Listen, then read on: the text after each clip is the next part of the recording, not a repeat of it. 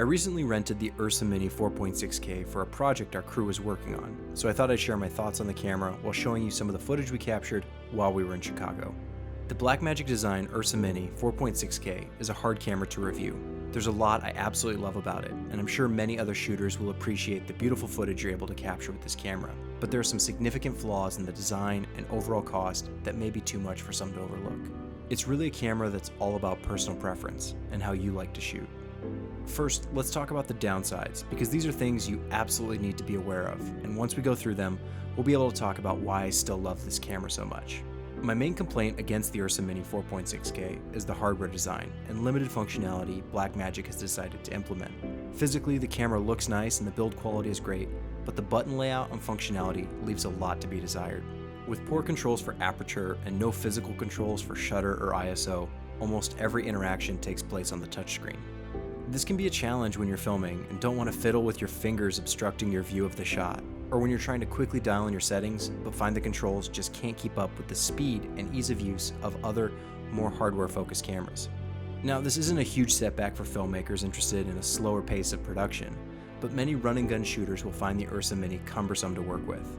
More physical buttons and dials would have made for a faster camera to operate and something that would be more friendly for a greater variety of productions.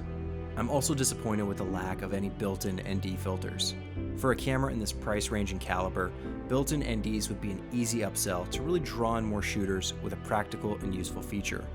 Most other cameras at this tier offer built-in NDs, so I have to knock the Ursa Mini, as it would have been a lot nicer just to have them there, ready to go whenever you need them. It should also be noted that the Ursa Mini 4.6K sensor is extremely susceptible to IR pollution. If you're filming with this camera, you absolutely need to have IR cut filters on standby because you will need them in certain situations, especially when you're using ND filters. If you don't use an IR cut filter, your shadows will be severely polluted with a red magenta color cast. The price is another weak point for this camera. While it looks very cheap at first glance given its admirable spec sheet, you'll quickly learn to get some of the benefits that come standard with other cameras, you'll need to invest in additional accessories or parts. That misleading initial price may anger customers once they realize the full cost associated with this camera. V-Lock or Anton Bauer batteries will cost you a good amount. If you want the shoulder rig kit and viewfinder, that's an upcharge. The Ursa Mini 4.6K takes CFast cards, and those aren't cheap either. You'll want good ND filters and or IR cut filters, and you're stuck with only SDI as there isn't an HDMI output, and you can't use a speed booster since you can only choose between EF and PL mount versions, so Super 35 is it. You can avoid some of the additional expenses with smart spending or cutting corners, but to really shoot properly with the Ursa Mini 4.6K, you'll want to invest a good bit more than the base price of $5,000. And even then, you're left with some limitations inherent to the camera. It's not the end of the world, but it can feel limiting compared to some other cameras on the market that don't require as many add-ons. But now let's focus on some of the positives, because there are quite a few. The footage is stunning. 15 stops of dynamic range really shows, and even if you're only shooting ProRes, the 4K shots are gorgeous. Clean shadows with a nice roll-off to the highlights. If you choose to shoot 4.6K RAW, be prepared for massive file sizes and a very particular workflow, but there's even more quality there for you to work with if you choose to go down that road. You also have some really nice frame rate options, including 4K at 60 frames a second, as well as 1080p at 120 frames a second. This is great for basic slow motion footage and adds extra versatility to the camera. And thankfully, rolling shutter is very minimal. Many people were upset that Blackmagic ditched the global shutter, but unless it's an extreme situation, you shouldn't notice any serious rolling shutter artifacts. The menu system is an absolute delight. I can't think of another camera that has been as enjoyable to use. They are simple, clean, and intuitive. Everything you want is there, and it's where you want it, but it isn't bogged down with unnecessary clutter or confusion. I know I said the price was a negative, but it's also a positive.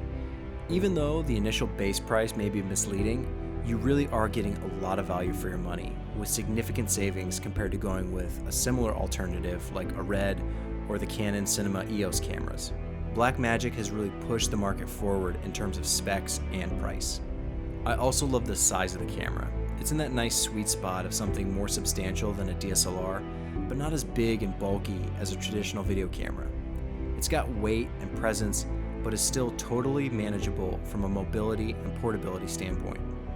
Let's not forget some of the nice things built in, like standard XLR inputs, built-in microphones for reference audio, SDI outputs, 2 CFast card slots, one of the best looking 5-inch touchscreens I've ever used, and a comfortable and convenient side handle.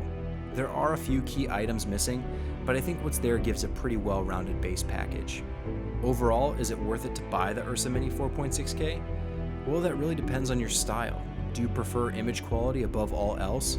Well, then the answer is probably yes. The insane quality of the footage coming from this camera is unparalleled at this price point. You're going to have to pay a lot more for other brands if you want your shots to look this good. And yet, I'm hesitant to say it's a must-buy. Some of the functionality issues are troubling, and I think some of those problems will frustrate a lot of shooters. Are there workarounds? Of course, but sometimes you just want a camera with everything ready to go and no fuss. The Ursa Mini 4.6K is not that camera. It's close, but it's not as operator-friendly as you might like. Given that, you really have to decide for yourself what your priorities are. I can't say one way or another what will make the most sense for you.